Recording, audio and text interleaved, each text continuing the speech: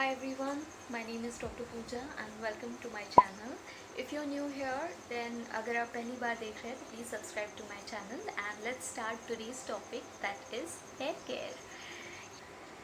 I'm a dentist by profession, लेकिन बहुत सारे लोग मुझे हेयर केयर के बारे में भी पूछते हैं, specially my patients and those who have seen my hairs. I am a model, professional model, so वहाँ पे मेरे फ़ोटोज़ देख के या फिर मेरे फ्रेंड्स फैमिलीज़ या जो कोई भी देखता है, they really ask about my thick hairs. I will show you the video. आप जो देखेंगे उसमें मेरे हेयर्स आपको दिखेंगे. ये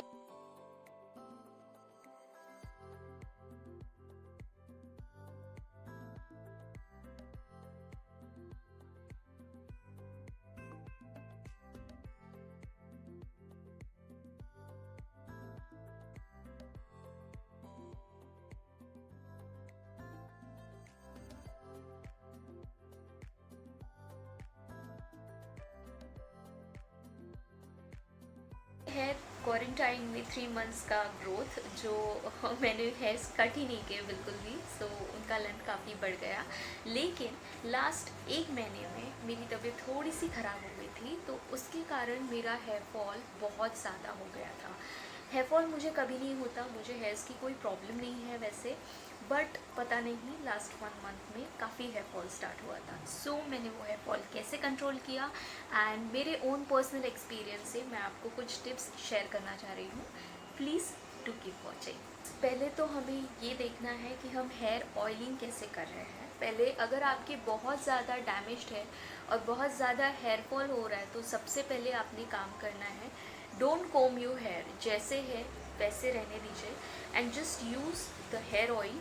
जो कोई भी आप यूज़ करते हो, एनी हेयर ऑयल कोई भी चलेगा, नॉट पर्टिकुलरली कोई ब्रांड हो या फिर कुछ ऐसे प्रोडक्ट्स हो, कोई भी हेयर ऑयल. बेसिक हमें पता है we Indians are using coconut hair oil, that too Parachute coconut hair oil since ages. So हमारे बॉडी को, हमारे हेयर्स को उसकी आदत है. अगर हम स्विच करते हैं, फ्लिप करते हैं, तो बालों पे असर होता है. किसी चीज़ की बहुत लंबी आदत होने के बाद अगर हम उसे अचानक शॉक देंगे तो वो उस वक्त भी हेयर फॉल हो सकता है. अगर आप अचानक प्रोडक्ट्स चेंज करते हैं, सपोजडली केमिकल्स जो होते हैं, केमिकली जो हमारे नॉर्मल प्रोडक्ट्स वो केमिकल बिल्ट होते हैं, लेकिन कुछ आयुर्वेदिक आ गया मार्केट्स में, कुछ ऑर्गेनिक आ गया मार्केट्स में. सो ऐसे प्रोडक्ट्स आप जब यूज़ करते हैं, अचानक स्विच मारते हैं, तो आपके बालों पर उसका गहरा असर होता है, specially at the later ages. Young age में ज़्यादा फ़र्क नहीं दिखता है, लेकिन there are so many people, boys and girls, both of them are suffering from the young age. So you have to take care कि जो बेसिक मम्मी पापा या फिर अपने बेसिक दादा दादी या नाना नानी जो हमें केयर देते हैं, जिस जो हेयर ऑयल आपके घर पे यूज़ होता है, वो आपका रेगुलर मेंटेन रखिए. सो आपका हेयर ऑयल सॉर्टेड है.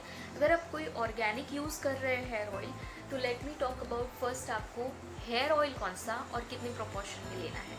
अगर आप आपका रूटीन हेयर ऑयल ले रहे हैं तो आप वो कर सकते हैं, लेकिन अगर आपको कोई न्यू हेयर ऑयल आ गया आपके घर में और आपको किसी फ्रेंड ने सजेस्ट किया है और वो आपको लगाना है आपके बालों पे, तो हम क्या करेंगे. सबसे पहले 1 to 2 tablespoon, that is enough for anyone's hair. लेकिन मैं आगे बताऊंगी कि आपको एग्जैक्ट कितनी क्वांटिटी लेनी है. लेकिन अगर जब नया हेयर ऑयल आता है, तो आपका जो मेन हेयर ऑयल है उसे आप 80% रखिए, 20% आपका न्यू हेयर ऑयल ऐड करिए. ऐसे करते करते धीरे धीरे first time, second time, third time, ऐसे स्टेप बाय स्टेप आप जब ऑयलिंग करेंगे तो आप थोड़ा थोड़ा रेशियो रेज करते जाएंगे. सो कोई भी आप ऑयल्स यूज़ करें तो ऐसे ही आप चेंज लाएंगे ऑयल्स में, एकदम से ऑयल नहीं चेंज करना है. सेकेंड इम्पॉर्टेंट टिप है कि जब भी आप स्विच करते हैं, लाइक पूरा केमिकल प्रोडक्ट्स मार्केट में जो हेयर ऑयल्स मिलते हैं वो, और कोई ऑर्गेनिक आ गया, कोई ऑर्गेनिक हेयर ऑयल है, लाइक आजकल बहुत फैट चल रहा है कि वर्जिन हेयर ऑयल्स और virgin cooking oils and everything in it should be in pure form. जब इतना प्योर फॉर्म आपके स्कैल्प में जाएगा, सो वो रिएक्ट तो करेगा ही आपका स्कैल्प. सो आपको इसीलिए उसे डाइल्यूट करना है. सो धीरे धीरे करके आपका हेयर ऑयल आप ऐड करिए. अनदर थिंग इज़ दैट कि बहुत सारे लोग कहेंगे कि कौन सा हेयर ऑयल, कौन से टाइप का. Any hair oil, any hair oil, trust me, आप यूज़ कर सकते हो. Coconut is good, almond is good, and even there are people who mix castor 1 to 2 drops into them. कुछ स्पेशली फैब्रिकेटेड ऑर्गेनिक ऑयल्स आते हैं वो. So anything which you use in a liberal quantity, थोड़ा थोड़ा, बिल्कुल not much, and then slowly you built up the quantity. This is the first step.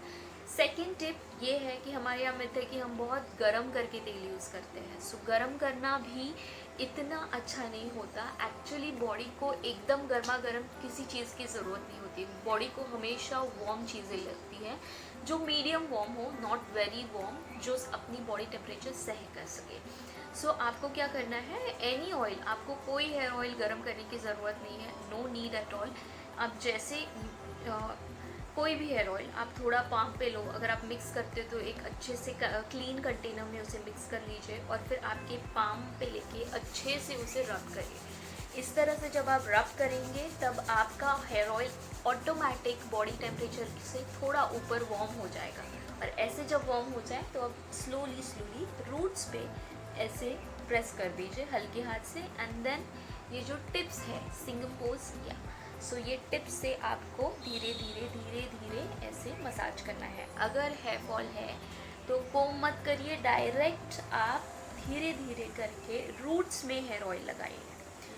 ध्यान रखिए, हमें सिर्फ रूट्स में हेयर ऑयल लगाना है, एंड्स में नहीं. ओके, ये टिप बहुत इंपॉर्टेंट है. हमें सिर्फ हल्के हाथ से रूट्स में हेयर ऑयल लगाना है. या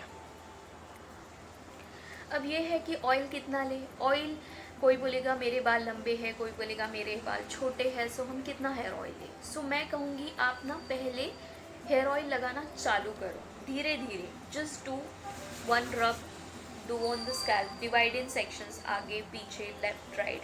धीरे धीरे आप ये सॉर्ट करो. धीरे धीरे आप हेयर ऑयल स्लोली मसाज करिए. ये होने के बाद जब आप एक बार दो बार कर लिए, आपको खुद ब खुद पता चल जाएगा कि जो आप पाम में ऑयल ले रहे हैं वो एब्जॉर्ब हो रहा है, डायरेक्टली आपके स्कैल्प में, रूट्स में एब्जॉर्ब हो रहा है. जब एब्जॉर्ब होना बंद हो गया, that means that is enough. वहाँ पे आपको रुक जाना है. उसमें कोई क्वांटिटी नहीं है, कम ज़्यादा, ऑटोमेटिक आपके नीड के हिसाब से आपको ऑयलिंग हो जाएगा. सो ये तो बात हो गई कि ऑयलिंग हो गई. अब जिनका हेयर फॉल ज़्यादा है, स्पेशली ये उनके लिए है कि आपने ये ऑयलिंग कर ली. अगर आपको जमता है तो कोई भी हेयर पैक बना लीजिए. बहुत सारे DIY हेयर पैक्स अवेलेबल है यूट्यूब पे, या बहुत सारे घरगुती नुस्खे हैं घर पे हम यूज़ करते हैं, वो आप इस्तेमाल कर लो. और वो सारे पैक्स जो कोई भी आप यूज़ कर रहे हो, वो सिर्फ आपको अपने बालों के रूट्स पर लगाना है, यहाँ पर लगाना है. सिर्फ आप रूट्स पे, यहाँ से लेके अच्छे से आपने रूट्स पे लगाना है. ऑल ओवर अपने बालों पे रूट्स पे लगा के उसके ऊपर कुछ भी एक प्लास्टिक और एनीथिंग, शावर कैप भी आता है, वो आप लगा के छोड़ दीजिए. 1 आवर 2 आवर इज़ इनफ. अगर आप ओवरनाइट भी छोड़ते हैं तो भी कोई दिक्कत नहीं है. बेस्ट हेयर मास्क मैं आपको बताऊंगी, अगर आप बनाना हनी ये मिक्स करके लगाइए, या curd, honey and lemon 1 to 2 drops ये डाल के लगाइए. So this is really good hair mask. अगर आपको कुछ प्रोडक्ट्स चाहिए तो मैं आपको डिस्क्रिप्शन बॉक्स में बता दूँगी. मामा अर्थ के हेयर मास्क काफ़ी अच्छे हैं. There are so many brands. गया कि हमने मास्क लगा दिया, ओवरनाइट छोड़ दिया, अब क्या. अब हमने ओवरनाइट छोड़ के जब हम वॉश करने जाएंगे तो सबसे पहले हमें ये करना है कि कोई भी माइल्ड शैम्पू ले लीजिए.